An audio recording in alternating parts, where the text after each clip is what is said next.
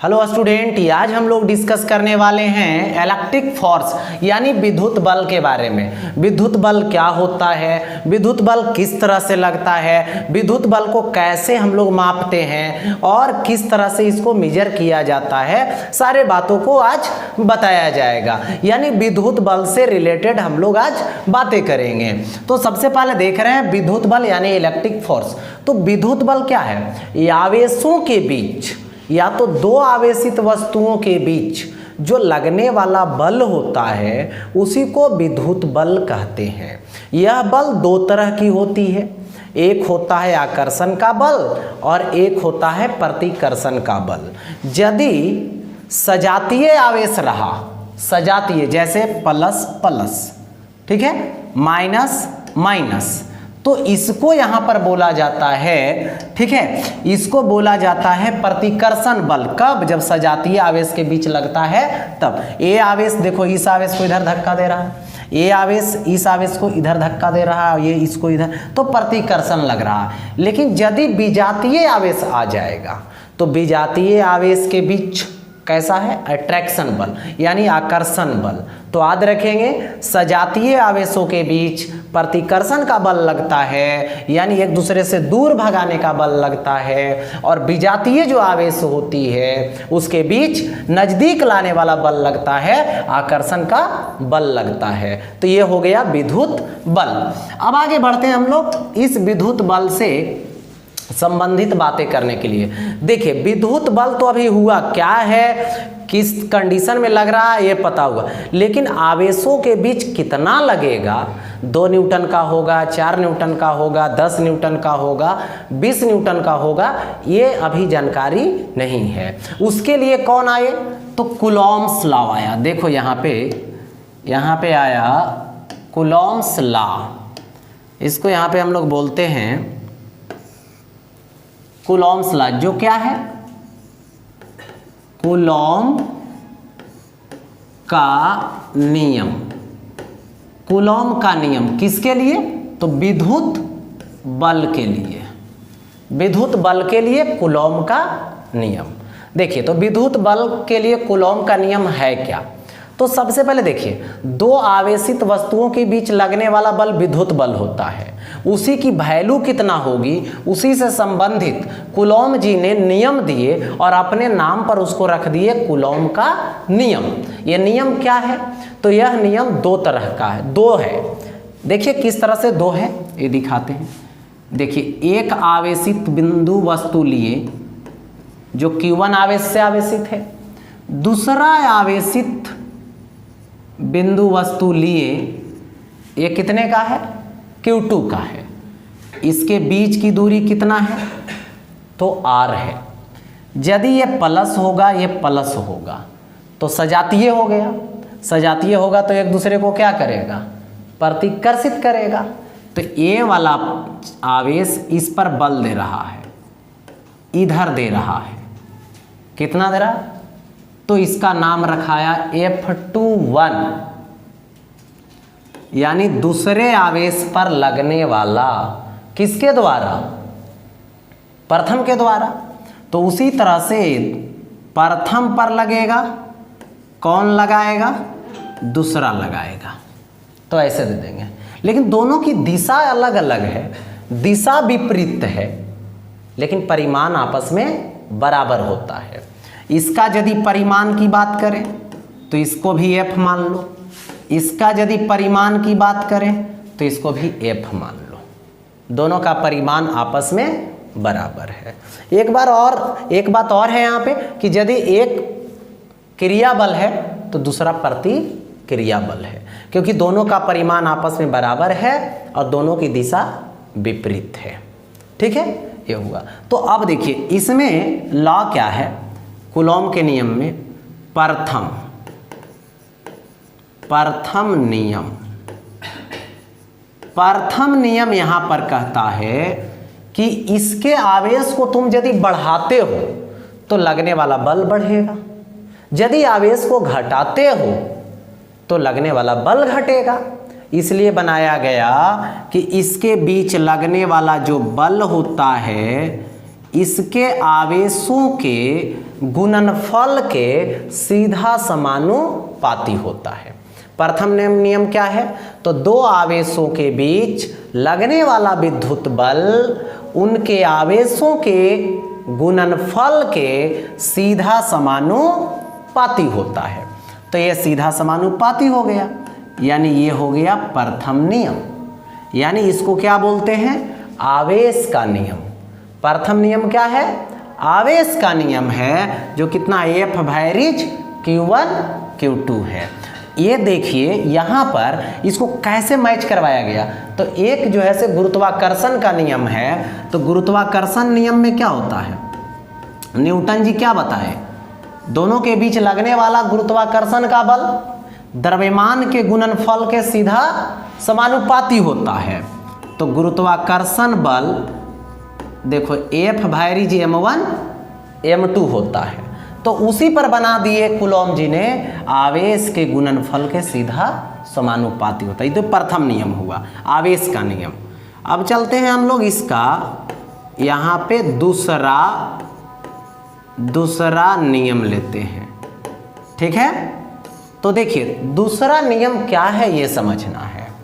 तो दूसरा नियम यहाँ पर है कि दोनों की बीच की जो दूरी है उससे संबंधित, क्योंकि यहाँ पर देखो गुरुत्वाकर्षण में इसके बीच लगने वाला जो बल होता है वो दूरी के वर्ग के व्युत्क्रमानुपाती होता है।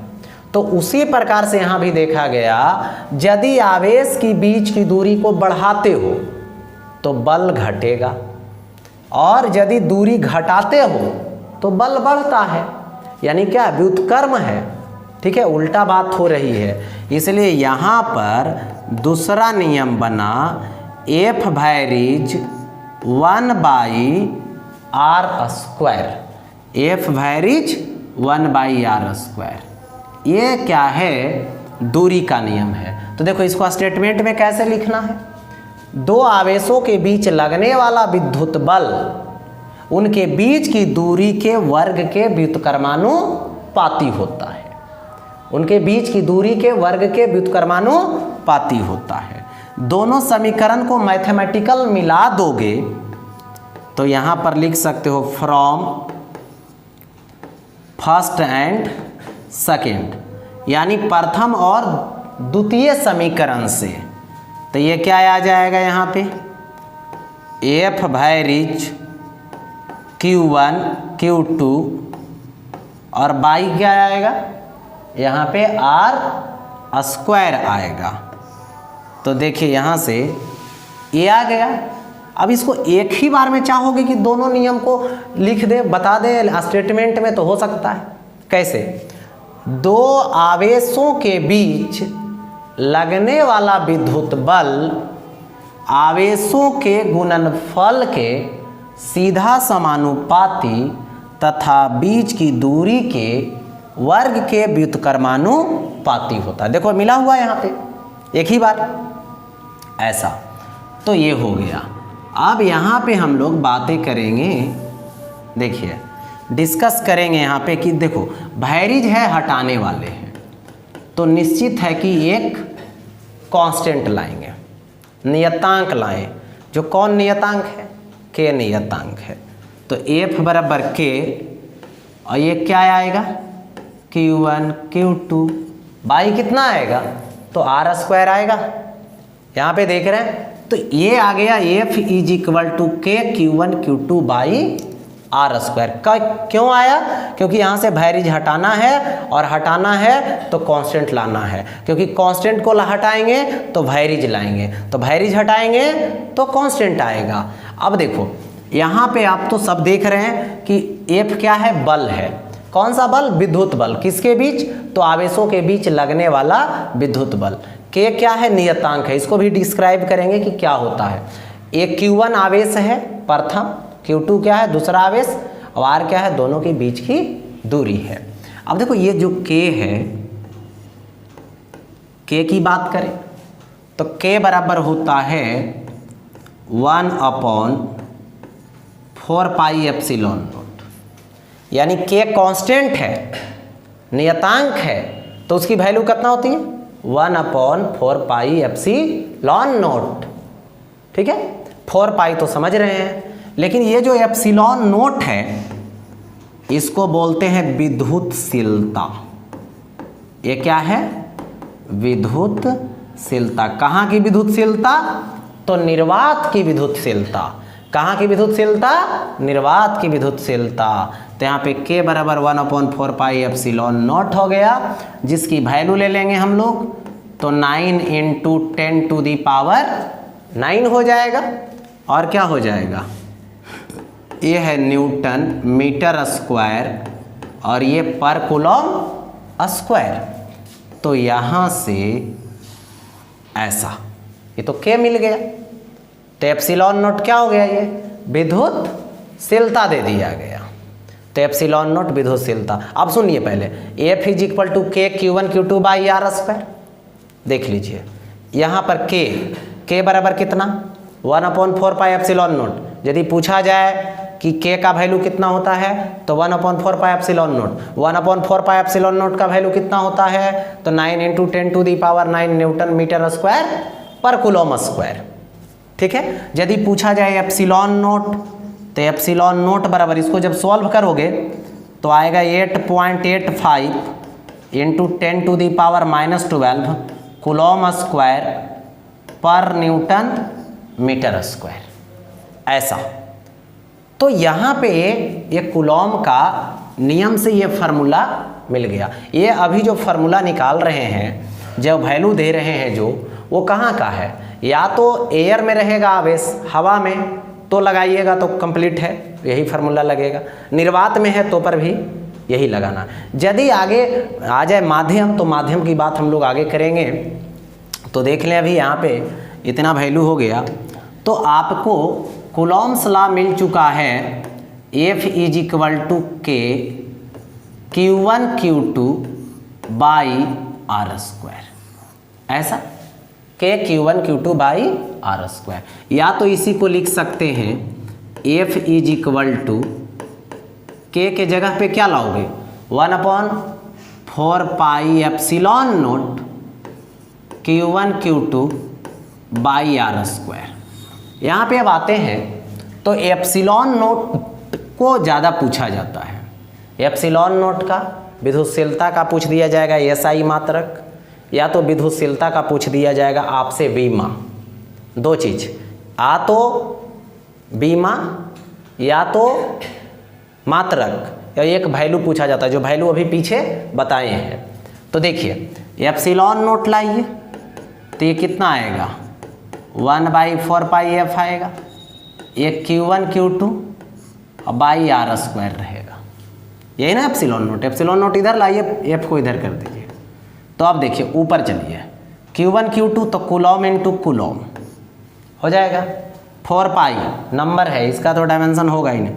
फोर्स का डायमेंशन mL/T⁻⁻²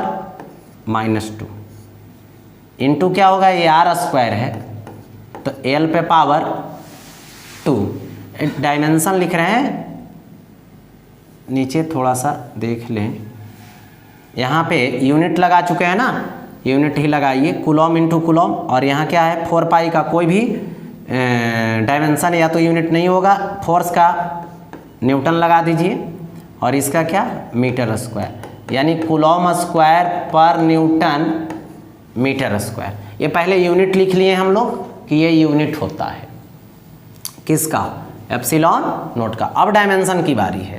डायमेंशन लिखेंगे तो देखिए यहाँ से Q1 Q2, तो Q1 का 80 और Q2 का भी क्या लिखेंगे? 80 बाई क्या लिखेंगे? 4 पाई का। 4 पाई का होता ही नहीं। देखो अब F का डायमेंशन लगाएंगे तो फोर्स का mL/T⁻⁻², r² तो L/2, तो m ऊपर लेकर चले जाएं तो m⁻⁻1, L/1 और 2 तो L/3 ऊपर चला जाएगा तो L/ कितना होगा? -3। T⁻⁻2 ऊपर लेकर चले जाएं तो T⁻2 और 2 तो T⁻4 होगा। ऐसा A⁻1 और 1 तो A⁻ कितना आएगा? यहाँ पे 2 आएगा। तो ये क्या हो गया? एप्सिलॉन नोट की डायमेंशन हो गई। एप्सिलॉन नोट का ये डायमेंशन मिल गया। तो ये तो बन गया यहाँ पे डायमेंशन से रिलेटेड, यूनिट से रिलेटेड और एक वैल्यू से रिलेटेड, किसका? एप्सिलॉन नोट का। अब देखिए यहाँ पे केयर करना कि ये जो 1/4 पाई एप्सिलॉन नोट देख रहे हैं, इसकी वैल्यू क्या दिए हैं? 9 × 10⁹ 9 × 10⁹, ठीक है। किसमें है? तो यहाँ पे ये है न्यूटन मीटर स्क्वायर पर कूलम स्क्वायर, यानी ये वाला वैल्यू जो देख रहे हैं वो क्या है? एसआई में, एसआई मात्रक में है।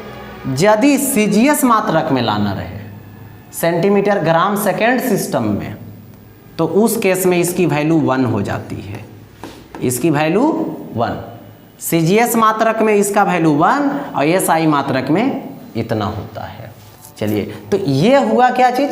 यूनिट और डायमेंशन भी बता दिए उसका, जो बोर्ड में पूछता है ऑब्जेक्टिव टाइप में। तो 3 तरह से क्या, या तो एप्सिलॉन नोट का बीमा पूछ सकता है, या तो एप्सिलॉन नोट का मात्रक पूछ सकता है, या तो फिर एप्सिलॉन नोट का वैल्यू पूछ सकता है। कहाँ से? तो कूलॉम्स लॉ से, ठीक है, ऑब्जेक्टिव टाइप में। अब हम लोग इस कूलॉम्स लॉ में देखेंगे।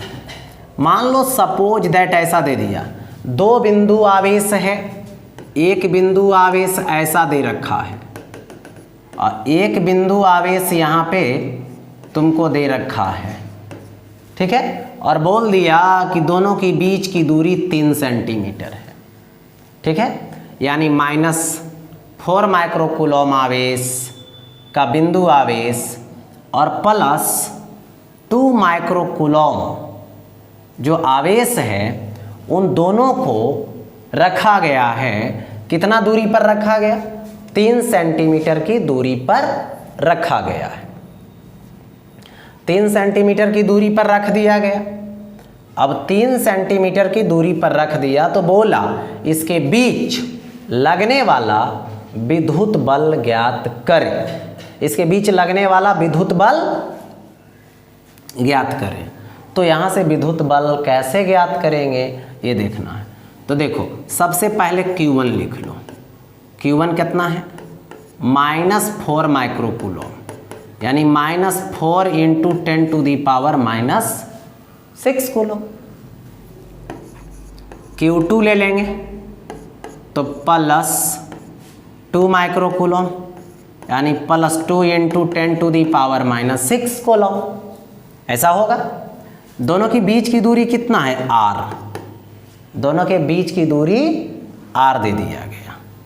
अब देखो, दोनों की बीच की दूरी r दे देंगे तो कितना है? 3 सेंटीमीटर है, तो 3 × 10⁻⁻2 मीटर हो जाएगा, दे दिए। अब देखो यहाँ से ऐसा, कूलॉम के नियम से दोनों के बीच का विद्युत बल निकालेंगे। वही करना है क्या? दोनों के बीच का विद्युत बल ज्ञात करें। तो कैसे ज्ञात करोगे? तो यहाँ से F = Q1 Q2 r² होता है फार्मूला।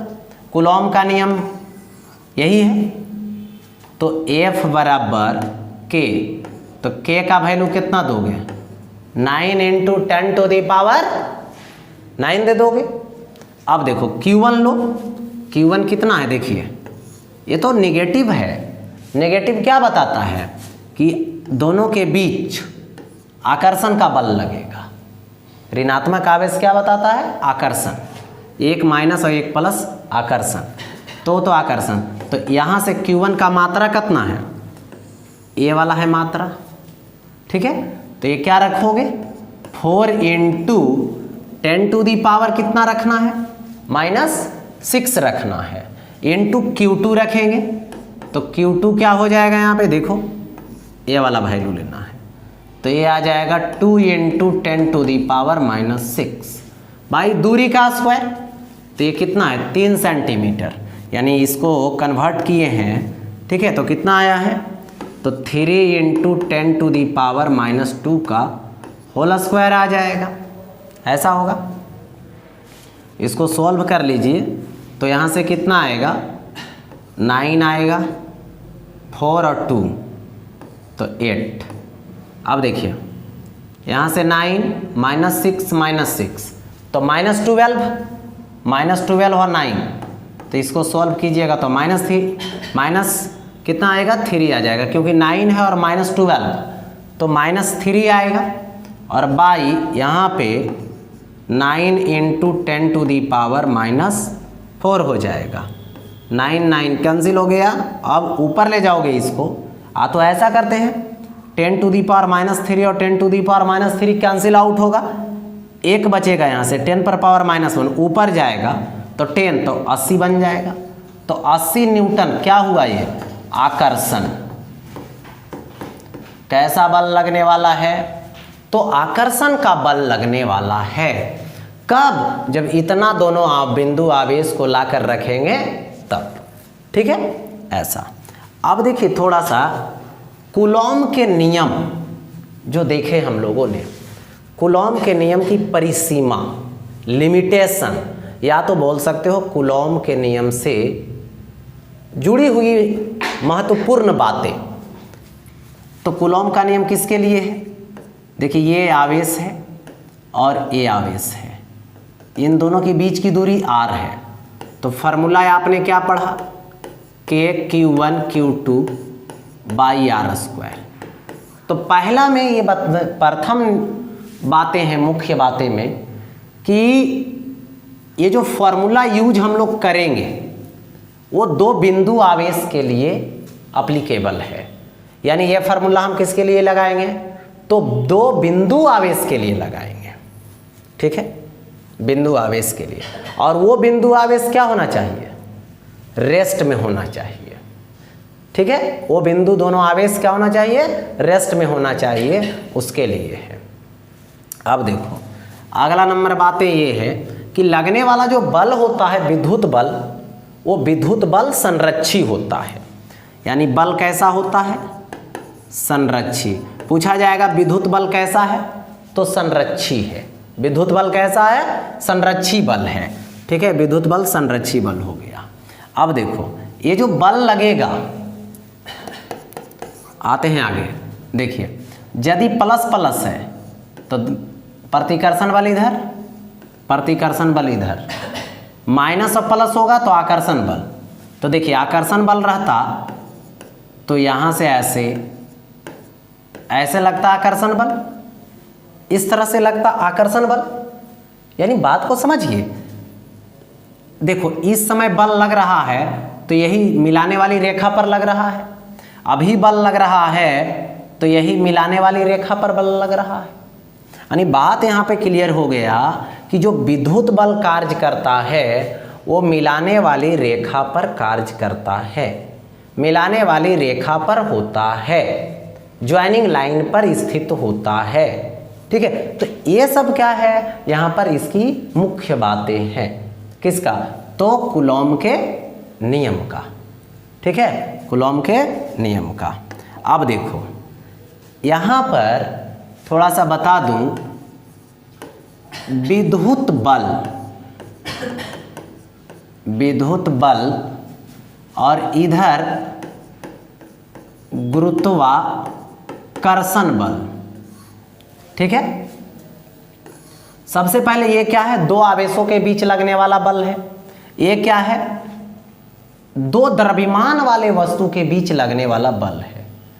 तो देखिए यहाँ पर ये जो बल होगा Q1 Q2 r² होगा, इधर क्या होगा, उसके द्रव्यमान के अनुसार capital G m1 m2 r²।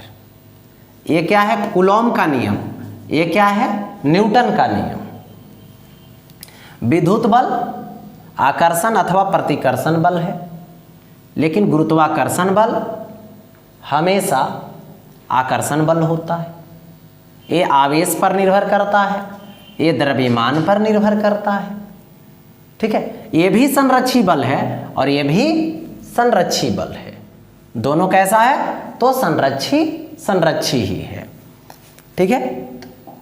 हाँ, तो ये हो गया यहाँ पर कूलॉम के नियम से रिलेटेड। देखिए तो इससे रिलेटेड और देख लें आप, लोग यहाँ पर कूलॉम से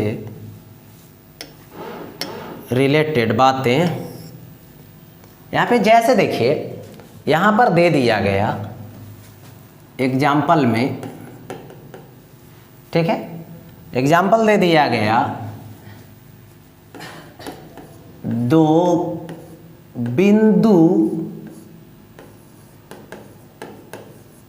बिंदु आवेश को 1 सेंटीमीटर की दूरी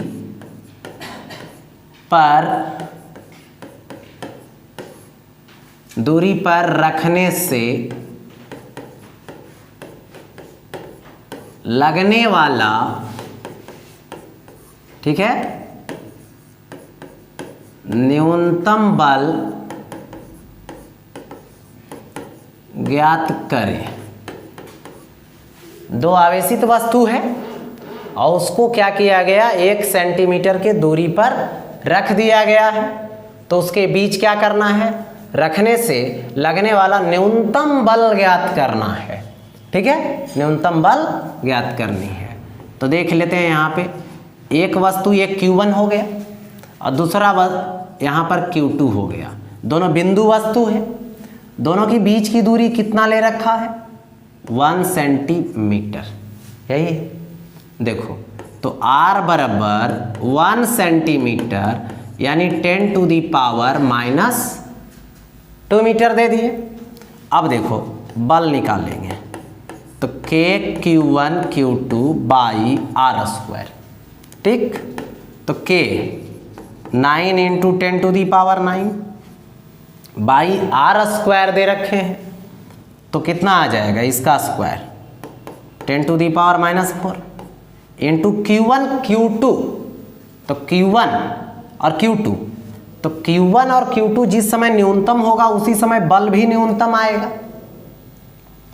तो ऐसे Q बराबर क्या होता है, +-NE, तो ये Q न्यूनतम कितना होता है, N का वैल्यू जब 1 होगा, यानी Q का न्यूनतम मान 1 इलेक्ट्रॉन का आवेश होता है। 1 इलेक्ट्रॉन से और कम आवेश संभव नहीं है। तो यहाँ से एक आवेश का ले लो, Q1 भी और Q2 भी, एक ये न्यूनतम होगा तो बल भी न्यूनतम आएगा।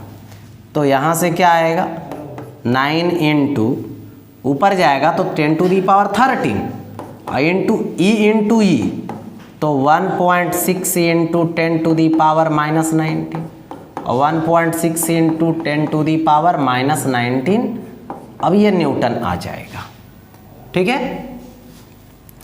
इसको दोनों को मल्टीप्लाई कर लो और 9 के पास लाओ तो 1.6 इंटू, देखो यहाँ से 10 टू दी पावर, ये क्या रहेगा 13 तो रहेगा ही रहेगा, और यहाँ से कितना आ जाएगा 10 टू दी पावर -38, 13 और है ना, यहाँ पे 38, 13 और 38 माइनस में, तो इसको सॉल्व करेंगे जो आएगा वही आंसर हो जाएगा। ये न्यूनतम बल हो जाएगा, इससे और कम बल संभव नहीं है। कितना दूरी पर, 1 सेंटीमीटर के दूरी पर, ठीक है, ऐसा हुआ।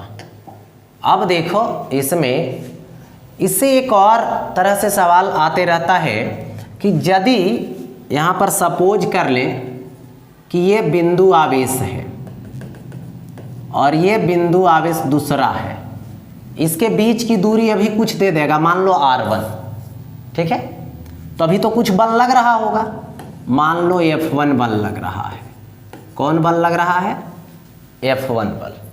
अब बोला इसके बीच की दूरी को बदल दो, इसके बीच की दूरी को बदल दिए, देखो यहाँ पे ऐसा कर दिए, R2 दूरी कर दिए, तो दूरी बदलने से बल क्या हो गया होगा, बदल गया होगा। तो यहाँ पे बल बदल गया, तो बल जब बदल गया तो F2 is equal to K Q1 Q2 by क्या आ जाएगा, R2 का स्क्वायर आ जाएगा, ऐसा। और यहाँ पर लिए तो F1 K Q1 Q2 by R1 square, ठीक है, R1 दूरी पर और R2 दूरी पर। यदि दोनों का रेशियो निकाल दें तो F1 बाई F2, तो ये आ जाएगा KQ1 Q2 by R1 square. अब बाई कितना आ जाएगा यहाँ से, KQ1 Q2 बाई R2 का स्क्वायर। तो ये और ये कैंसिल, ऊपर लेकर चले जाओ तो R2 का स्क्वायर बाई R1 का स्क्वायर, यानी ये आ जाएगा F1 by F2 is equal to R2 by R1 का होल स्क्वायर हो जाएगा। ठीक है, तो ये क्या आ गया, रेशियो यहाँ पे आ गया। कब, जब डिस्टेंस को चेंज करते हैं तो फोर्स का रेशियो, बल का रेशियो R2 बाई R1 का होल स्क्वायर उल्टा का होता है यहाँ पे। जैसे सपोज दैट मान लीजिए कि ये दो आवेश हैं, एक बिंदु आवेश Q1 और दूसरा यहाँ पे Q2 दे रखा है। दोनों के बीच की दूरी मान लेता हूँ कि ये 25 सेंटीमीटर है, 25 सेंटीमीटर का दे रखे हैं, और इसके बीच अभी अभी जो बल लगा इसको मेजर किया गया तो ये बल आया मान लो 80 न्यूटन का। ये बल आया यहाँ पे 80 न्यूटन का। अब बोला इसकी बीच की दूरी को चेंज करके 15 सेंटीमीटर कर दीजिए, और 15 सेंटीमीटर पर इनके बीच कितना बल लगेगा वो ज्ञात कीजिए। यानी 15 सेंटीमीटर पे ला देना है इसको। ठीक है, 15 सेंटीमीटर पे, तो पता है ना R1 कितना दे रखा है, 25 सेंटीमीटर, R2 कितना दिया हुआ है, 15 सेंटीमीटर। यहाँ पे F1 जो बल है वो कितना है, 80 न्यूटन का है, और F2 तो मुझे मालूम ही नहीं है। F2 क्या है, अननोन है, तो यहाँ पे क्या आ जाएगा, F1 by F2 is equal to R2 by R1 का ये होल स्क्वायर हो जाएगा। तो यहाँ से F1 तो 80 बाई F2 आ जाएगा, R2 बाई R1 तो 15 बाई 25 का होल स्क्वायर आ जाएगा। तो यहाँ से 5 तो 9 बाई 25 आ जाएगा। अब देखिए यहाँ पे F2 इधर लेकर चले जाइए और ये कितना आ जाएगा 80 इंटू 25 और बाई कितना आ जाएगा 9, इतना न्यूटन आ जाएगा। तो ये क्या हो गया, यहाँ पे ये ट्रिक बन गया। और इसी ट्रिक से यदि डिस्टेंस को चेंज करेगा तो इस तरह से सवाल को क्या करना है, बनाते जाना है। ठीक है।